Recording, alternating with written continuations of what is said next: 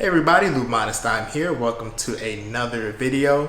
For today's video, I'm basically going to help you guys decide what device to get, whether it be the iPad Pro or the MacBook Pro.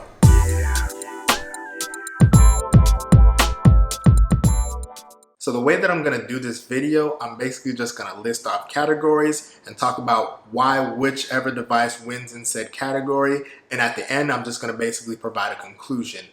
So that's how I'm going to do this video. If you guys want to comment or chime in on it, just leave me a comment. Tell me why you think whichever device is the perfect device for school, and I'll gladly listen to them. I'll respond to all the comments. So with that being said, let's get into the video.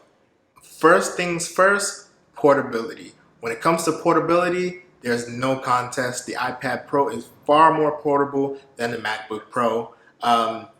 Granted, the MacBook Pro isn't a large device, but when it comes to portability, the iPad Pro 11 is tiny and is extremely powerful. So you're literally not really compromising much at the expense of saving a lot more space. The iPad Pro is about 1 pound, where the MacBook Pro is close to 3. And trust me, when you have a whole bunch of school supplies and textbooks and all that in your bag, the weight does add up. So portability wise, the iPad Pro wins and there's no contest. For the next category is usability wise. And honestly, this one is kind of subjective because yes, the iPad Pro is a lot more fun to use than the MacBook Pro. There's also things that the iPad Pro cannot do. Like for instance, if you have a Photoshop class, the iPad Pro cannot run Photoshop. If you have a Final Cut class, let's say, I don't know if they do that class, but like let's say if you have a class that requires you to use Final Cut Pro, you're not going to be able to do that on the iPad Pro. You'd have to go into a separate app to do those things, such as Affinity Photo or LumaFusion. You would not be able to do that natively on the iPad Pro. So I do believe that the iPad Pro kind of takes the L in this category. But when it comes to things such as like handwritten notes, obviously you cannot do that on the MacBook Pro because there's no touchscreen and there's no Apple Pencil support. So I do believe that when it comes to usability, it's kind of like a seesaw, because they both have their strengths and they both have their weaknesses when it comes to usability. So we'll just put that one as a draw.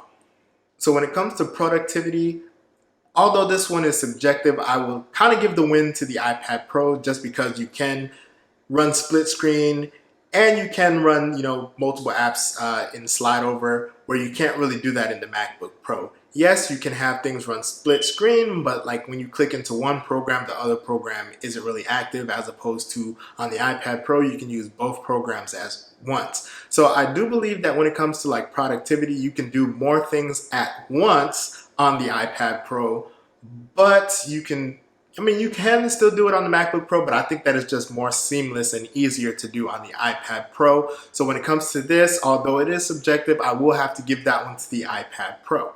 But wait, Lou, the way this video is sounding, it's like, does the MacBook Pro win in anything?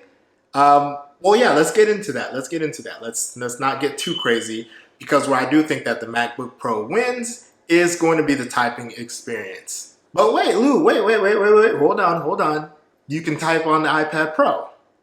Yes, you can, but in order to really get a nice typing experience on the iPad Pro, you have to buy a separate keyboard. Although I don't really mind typing on the screen, it's not really the same satisfaction as hearing the keyboard clicks, and feeling a tactile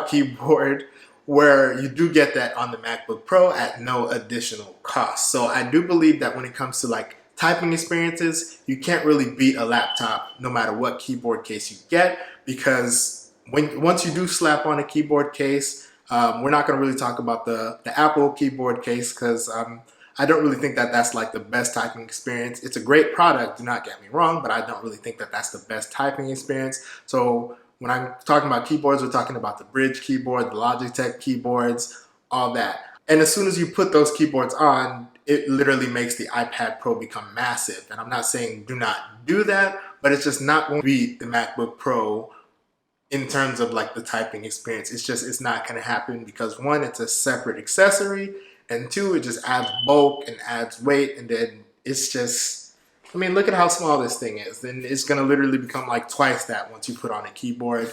except for the Apple keyboard, but we're not really talking about that right now. So when it comes to the typing experience, yes, the MacBook Pro is going to win in that aspect. So when it comes to packing both of these devices, obviously the MacBook Pro is also going to win. Like, I know that I can stick my MacBook into a book bag and absolutely nothing is going to happen to it.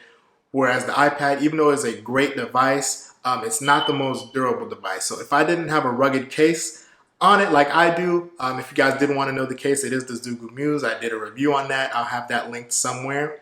But if I did not have that case, if it was just a bare iPad, I would be absolutely petrified to put that thing in a book bag without like a sleeve or without like body armor, without a bulletproof vest, all that stuff. I would not be able to do that without having peace of mind, because I would just think, okay, yes, my iPad Pro is probably going to bend in here. And I also don't know if that would happen, but I don't want to be the test dummy to figure that out. So with that being said, like being able to pack each device, the MacBook Pro is obviously going to win, just because the iPad Pro is a tad bit fragile. Apple, please make your next iPads a little bit more durable, please. Sincerely, everyone. So with that being said, which device do I think is better for school?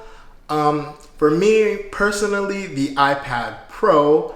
Although this is subjective, I would say the iPad Pro is the better device for most students, because for most people, the iPad Pro can replace a laptop. Obviously, this isn't probably going to apply for everybody, because everybody has different needs. Everybody has different programs that they need to run.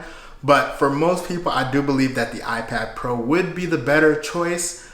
But obviously, if you could and you had both, I think that would be the ideal option. I do believe that whichever device is your main device, the other device can serve as a great secondary device. So the MacBook Pro is a great device, but you know, the MacBook Pro compared with the iPad Pro is literally the perfect combination, because you have your uses when you're going to use each and every one. The iPad Pro is obviously more fun to use with that touchscreen and Apple Pencil support. But I mean, they both have their place. But if I were to rank one, especially for me personally, I would grab the iPad Pro, because with iPadOS, the iPad is just an absolute, it's a workhorse. But let me know your thoughts on this. What do you guys think? Do you guys think the iPad Pro is better for school, or do you guys think the MacBook Pro is better for school? Drop a comment and really just let me know, because I know for me, I prefer the iPad, but you guys might prefer the MacBook, so just let me know what you guys think. So if you guys did like that video, go ahead and give me a thumbs up, subscribe to my channel, and hit that little bell icon for notifications. And also let me know your thoughts, which device you liked most, whether it be the iPad Pro or the MacBook Pro. Let me know your thoughts on that in the comments below.